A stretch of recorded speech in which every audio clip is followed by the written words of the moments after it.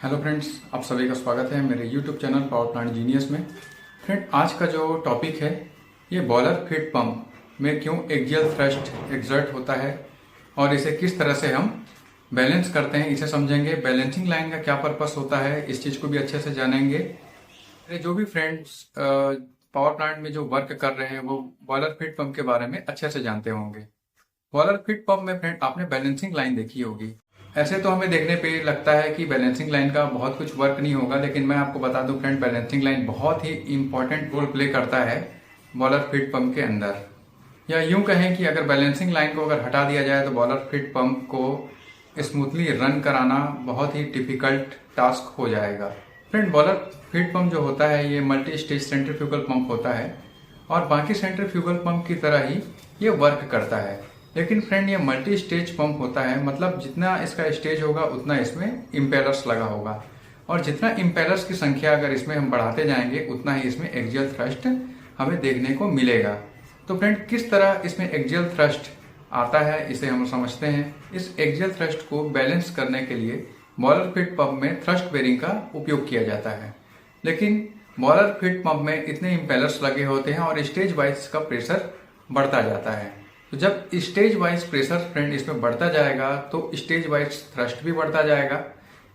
इसको भी समझेंगे, वीडियो में आप लास्ट तक बने रहेंगे तो आपको पूरी जानकारी पॉइंट टू पॉइंट आपको मिलती जाएगी। फ्रेंड, बॉयलर फीड पंप को समझने से पहले अगर आप बैलेंसिंग फिनोमिना को अच्छे से अगर नहीं समझते तो बॉयलर फीड पंप को कंप्लीटली आप नहीं समझ सकते।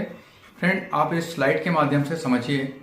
ये multi stage boiler feed pump है जहां पर आपको मल्टी स्टेजेस में यहाँ पर इम्पेलर्स दिखाई दे रहे हैं। मतलब एक जो इम्पेलर्स लगा होता है ये एक स्टेज इसका कहलाता है। फ्रेंड, ये वाला पॉइंट इसका सक्शन है, ये वाला पॉइंट इसका डिस्चार्ज कहलाता है।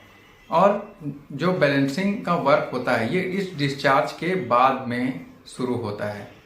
तो सबसे पहले समझते हैं फ्रेंड कि बॉयलर फीड पंप में ये एक्सियल थ्रस्ट कैसे बनता है। फ्रेंड, आप इस स्लाइड से समझिए। ये यहाँ पर इम्पेलर्स लगा होता है, ये 3 इम्पेलर्स आपको दिखाई दे रहे हैं। ये इसका सक्शन लाइन है। जब हम यहाँ पर वाटर को एंट्री कराते हैं तो ग्रेविटी के थ्रू ये डीएरेटर से और हम कुछ प्रेशर डीएरेटर में मेंटेन करते हैं। तो ये जो प्रेशर है प्लस इसका ग्रेविटी, ये तो इतना यहाँ पर प्रेशर होता है। अलग अलग कैपेसिटी के जो प्लांट्स होते हैं वहां पर अलग अलग इसका इनलेट प्रेशर या सक्शन प्रेशर कह सकते हैं ये होता है, लेकिन इसका जो डिस्चार्ज होता है फ्रेंड इससे कई गुना ज्यादा होता है। तो फ्रेंड, समझते हैं कि यहाँ पर एक्सियल थ्रस्ट कैसे बनता है। ये स्टेज वाइज यहाँ पर फ्रेंड आपको इम्पेलर्स देखने को मिल रहे हैं। सक्शन से फ्रेंड वाटर अंदर आता है और सक्शन से अंदर आने के बाद में ये इम्पेलर्स लगे होते हैं। इम्पेलर्स के थ्रू यहाँ पंप किया जाता है। इन इम्पेलर्स के थ्रू वेलोसिटी को बढ़ा दिया जाता है। इस वेलोसिटी को डाउन करके ये जो डिफ्यूजर लगे होते हैं प्रेशर को राइज करते हैं। डिफ्यूजर का वर्क नोजल के अपोजिट होता है। डिफ्यूजर का अगर वर्क कहें तो ये वेलोसिटी को डाउन करता है और प्रेशर को बढ़ाता है। तो फ्रेंड, ये जो पहला इम्पेलर है ये अगर पंप किया, क्योंकि ये सारे इम्पेलर शाफ्ट के साथ लगे होते हैं और एक साथ ही रोटेट होते हैं। इस पहले इम्पेलर के बाद में आप देखिए यहाँ पर P1 प्रेशर हमको मिलता है। ये सक्शन का प्रेशर है PS और ये P1 इस फर्स्ट इम्पेलर के बाद का प्रेशर है। तो फ्रेंड, यहाँ पर प्रेशर डिफरेंस होता है। प्रेशर डिफरेंस के कारण अगर हायर प्रेशर है तो वो लो की तरफ मूव करता है। तो इस इम्पेलर के बाद में आप देखिए यहाँ पर P1 प्रेशर है, जबकि यहाँ पर PS प्रेशर है। मतलब यहाँ पर जो प्रेशर है P1 ये ज्यादा है और ये ज्यादा जो प्रेशर ये किस तरफ जाने की कोशिश करेगा, या सक्शन की तरफ, क्योंकि सक्शन के तरफ का जो प्रेशर है फ्रेंड ये कम है।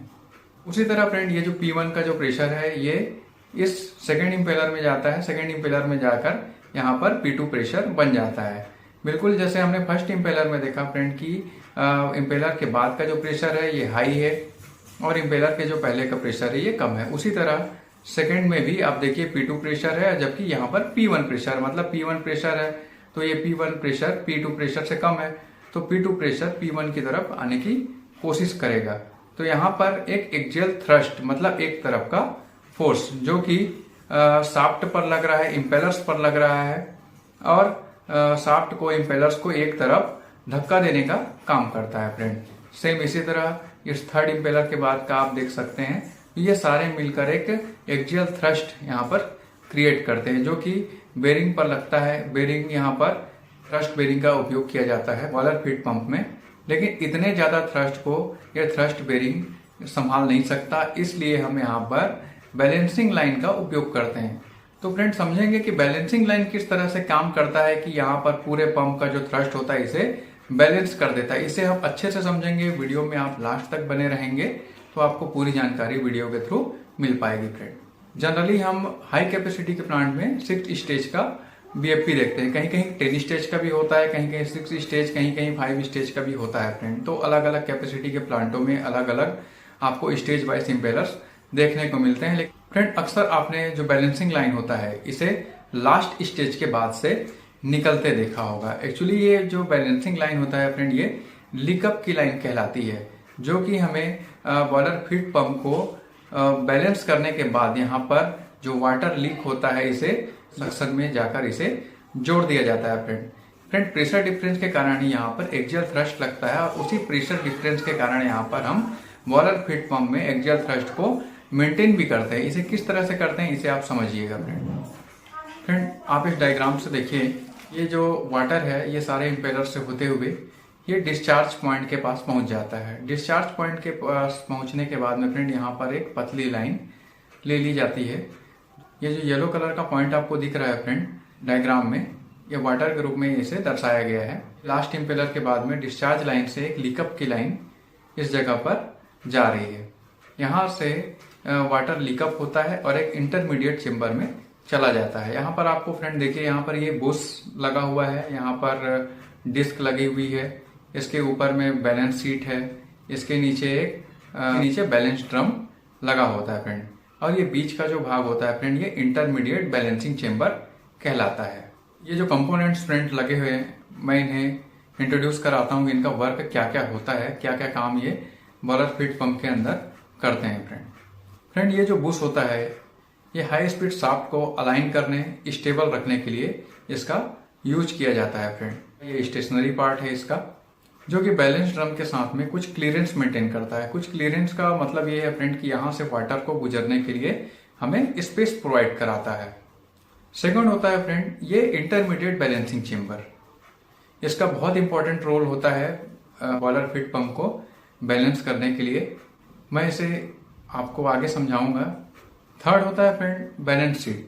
ये जो बैलेंस सीट होता है फ्रेंड ये स्टेशनरी पार्ट है इसका, ये केसिंग के साथ में अटैच्ड होता है। फोर्थ है फ्रेंड इसमें बैलेंस ड्रम। ये फ्रेंड एक सर्कुलर कंपोनेंट होता है, इसका जो वर्क होता है फ्रेंड हाई प्रेशर से लो प्रेशर एरिया की ओर एक ग्रेजुअल प्रेशर ड्रॉप कराना होता है। यहाँ पर फ्रेंड देखिए आपको एक बैलेंसिंग रिंग दिखाई दे रही होगी। बैलेंसिंग रिंग का जो वर्क होता है फ्रेंड यहाँ पर फ्लो को मेंटेन करना होता है।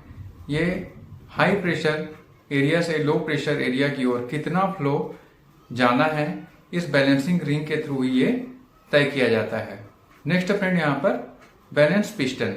बैलेंस पिस्टन का जो वर्क होता है फ्रेंड ये हाई प्रेशर से लो प्रेशर एरिया की ओर फ्लूइड को एक क्लियरेंस प्रोवाइड कराता है, जिसके थ्रू हाई प्रेशर से लो प्रेशर की ओर यहाँ पर फ्लूइड मूव कर पाता है, जिससे कि एक्सियल थ्रस्ट को न्यूट्रलाइज किया जा सके। फ्रेंड यहाँ पर एक्सियल थ्रस्ट को किसी एक कंपोनेंट के द्वारा फ्रेंड मैनेज नहीं किया जा रहा है, यहाँ पर कई कंपोनेंट के सपोर्ट के थ्रू यहाँ पर एक्सियल थ्रस्ट को मेंटेन किया जाता है।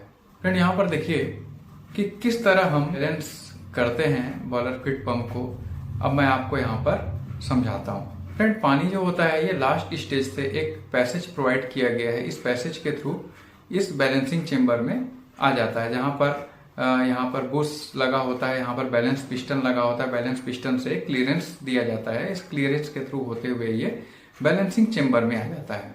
जब लोड ज्यादा होगा फ्रेंड तब थ्रस्ट भी ज्यादा होगा, और थ्रस्ट ज्यादा होगा तब पंप का जो शाफ्ट होता है ये अपने सक्शन की ओर जाने की कोशिश करेगा, और जब सक्शन की ओर जाने की कोशिश करेगा तब बैलेंस सीट और बैलेंस ड्रम के बीच में जो गैप होता है ये कम हो जाएगा।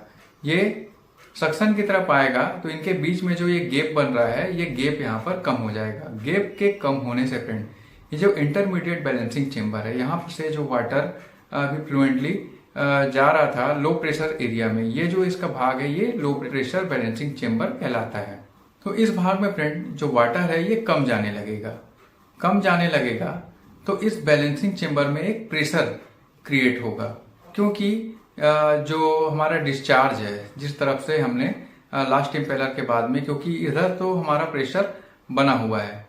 अब यहाँ पर ये जो इंटरमीडिएट बैलेंसिंग चेंबर में जो प्रेशर क्रिएट हुआ है तो इस तरफ तो जाएगा नहीं, और इसके दूसरे तरफ फ्रेंड क्योंकि लो प्रेशर एरिया है, क्योंकि मैंने बताया था फ्रेंड आपको एक प्रेशर डिफरेंस के कारण यहाँ पर एक्सियल थ्रस्ट लगता है, लेकिन दूसरे प्रेशर डिफरेंस के कारण ही हम यहाँ पर इसे बैलेंस कर पाते हैं। तब ये जो प्रेशर है फ्रेंड ये फिर से इस लो प्रेशर एरिया में, मतलब ये लास्ट इम्पेलर के बाद वाले मतलब राइट साइड की तरफ जाने की कोशिश करेगा। पहले एक्सियल थ्रस्ट के कारण ये लेफ्ट की तरफ जाने की कोशिश कर रहा था, लेकिन अब ये फ्रेंड ये राइट साइड की तरफ जाने की कोशिश कर रहा है, मतलब सिस्टम को ये बैलेंस करने की कोशिश करता है। क्योंकि राइट साइड में एक लो प्रेशर चेंबर हमने बनाकर रखा है, इस लो प्रेशर चेंबर से ये जो लीकअप वाटर होता है ये इस तरफ जाने की कोशिश कर रहा है। और ये जो लो प्रेशर एरिया होता है फ्रेंड ये इंटेंशनल होता है, मतलब ये जानबूझकर ऐसा इस चेंबर को बनाया जाता है कि जो ये जो लीकअप वाटर होता है ये इस चेंबर की तरफ मूव करे, और मूव होने के बाद में इस चेंबर के थ्रू ये बैलेंसिंग लाइन से निकल जाए। और फ्रेंड यहाँ पर जो प्रेशर क्रिएट हो रहा है ये राइट साइड की तरफ सिस्टम को, मतलब जो शाफ्ट है इम्पेलर से, इसे आगे की तरफ मूव करने की कोशिश कराता है। अब क्योंकि एक जो प्रेशर था फ्रेंड ये पीछे की तरफ खींच रहा था, और दूसरा जो प्रेशर है फ्रेंड ये आगे की तरफ सिस्टम को धक्का देने की कोशिश कर रहा है। तो इस तरह से फ्रेंड बॉयलर फीड पंप जो होता है यहाँ पर बैलेंसिंग लाइन के थ्रू यहाँ पर हम बैलेंस कर लेते हैं। और बैलेंसिंग लाइन में जो हमारा टोटल वाटर होता है बॉयलर फीड पंप का, इससे सिर्फ 10% ही वाटर, ये कैलकुलेटेड नहीं है लेकिन इसे 10% के आसपास हम मानकर चलते हैं, 10% ही लीकअप वाटर बैलेंसिंग लाइन से निकलता है, और ये फिर से वापस सक्शन में इसे डाल दिया जाता है फ्रेंड। इस तरह से फ्रेंड VFP होता है, ये बैलेंसिंग लाइन के थ्रू बैलेंस होता है और एक्सियल थ्रस्ट को इस तरह कंट्रोल कर लिया जाता है। तो ये हमारा फ्रेंड आज का टॉपिक था। उम्मीद है आप लोगों को अच्छे से समझ आया होगा। फ्रेंड अगर समझ आया है तो वीडियो को लाइक करें, शेयर करें, सब्सक्राइब करें, और मिलते हैं फ्रेंड नेक्स्ट वीडियो में। नेक्स्ट वीडियो में मेरी प्लानिंग है फ्रेंड की MD BFP के बारे में मैं आपको अच्छे से समझाऊं। लास्ट तक वीडियो देखने के लिए थैंक यू।